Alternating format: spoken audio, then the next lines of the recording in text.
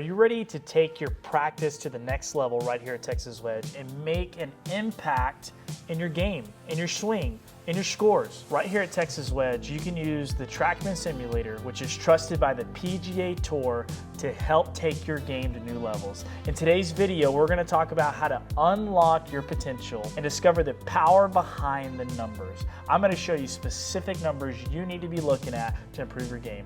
Let's dive into the video. All right, today's video is going to be a blast. We're going to talk about 5 main numbers. We're going to talk about attack angle. We're going to talk about club path. We're going to talk about face angle, and then we're going to talk about launch direction.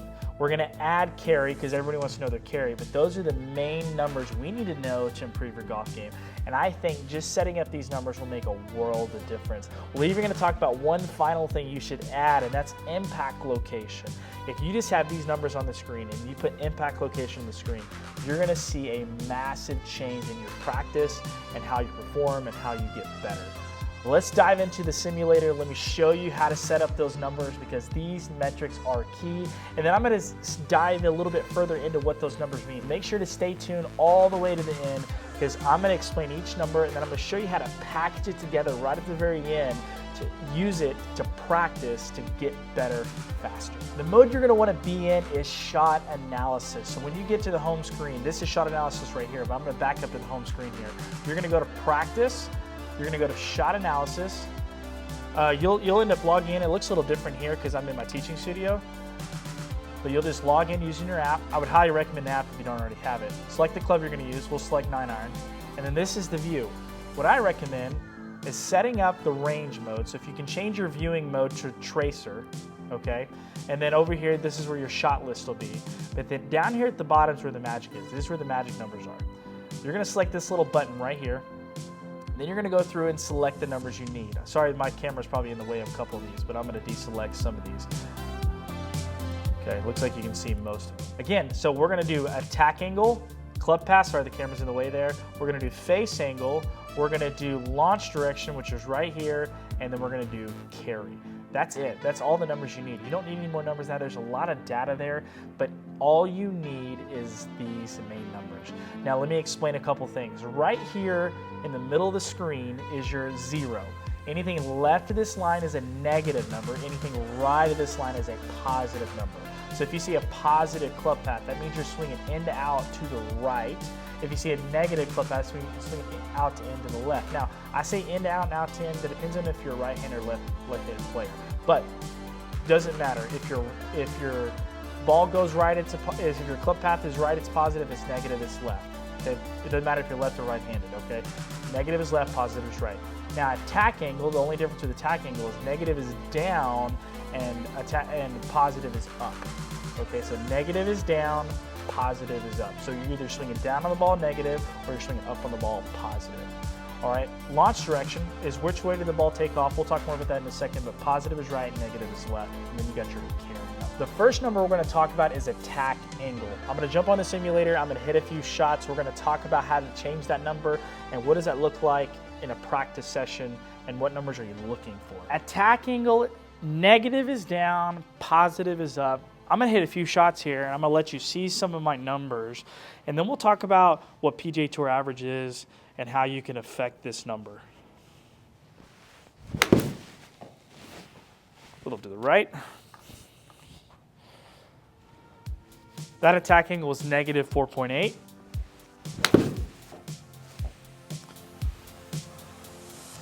Negative 4.6. Face was a little open there. Now square it up this time. That was a lot better. Negative 2.2. Let's talk about what that number means. Attack angle is more a point of time. So as the club is moving down, anything on this side is moving down. Finally, it's going to hit a low point where it's not going down or up. It's 0, and then the club's going to be moving up.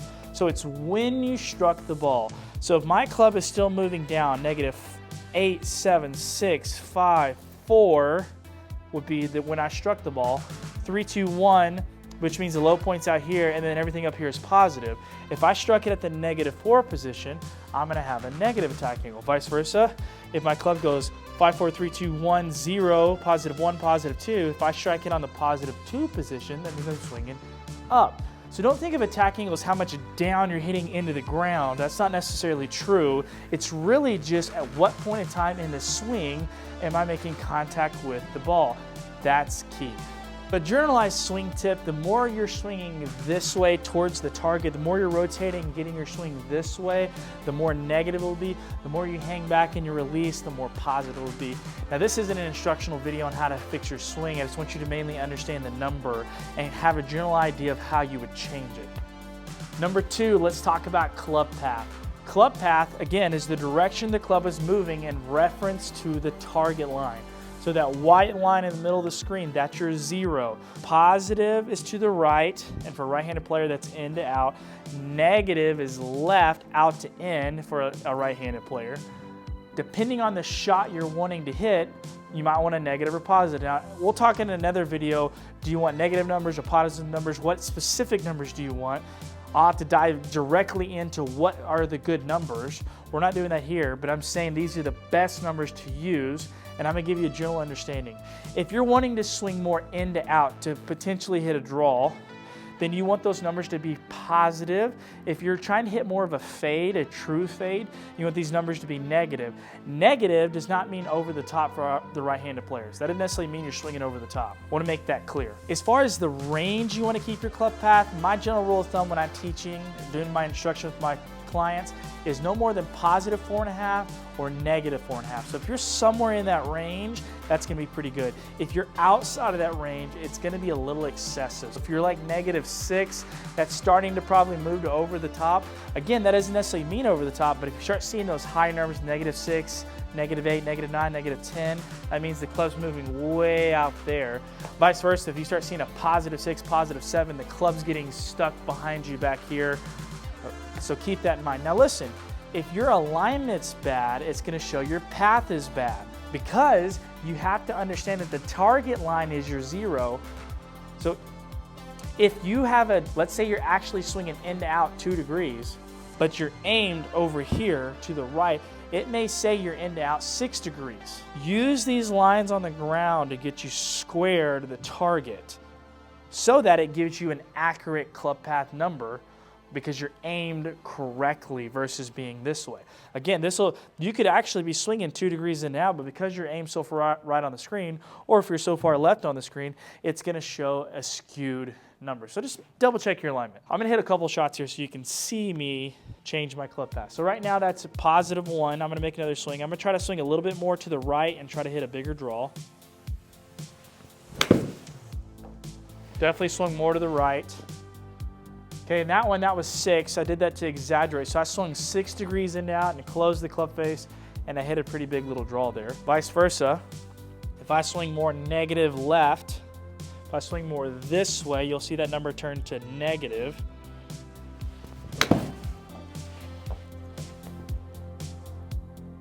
Right there was -5 to the left, and I left my face open to hit a little bit of a fade there. Number 3, we're gonna talk about face angle, and then we'll quickly talk about launch direction, because those go hand in hand, and I think it's important you understand the relationship.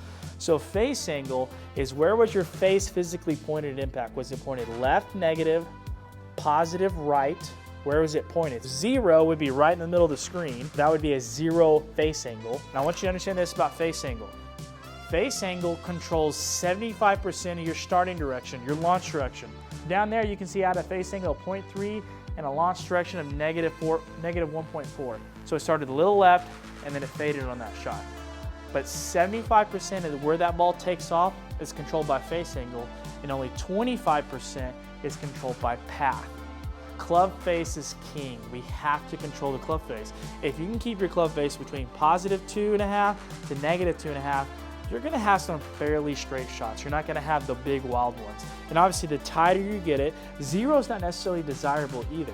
Don't think you're trying to 0 everything out. Sometimes you want the face pointed a little right so you can hit a draw. Sometimes you want it to be a little left so it'll start left and fade back. 0 is not necessarily desirable here. But I want you to understand, if you can keep it between 2.5 on either side, no matter which side you choose, you're gonna be fairly straight.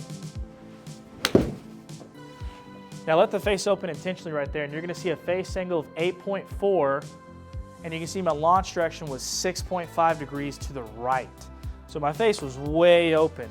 Vice versa, I'm gonna make the same swing, but the only difference is I'm gonna close the club face a lot. Same swing, just close the club face more. Now you can see a face angle of -4, and my launch direction was -2.4.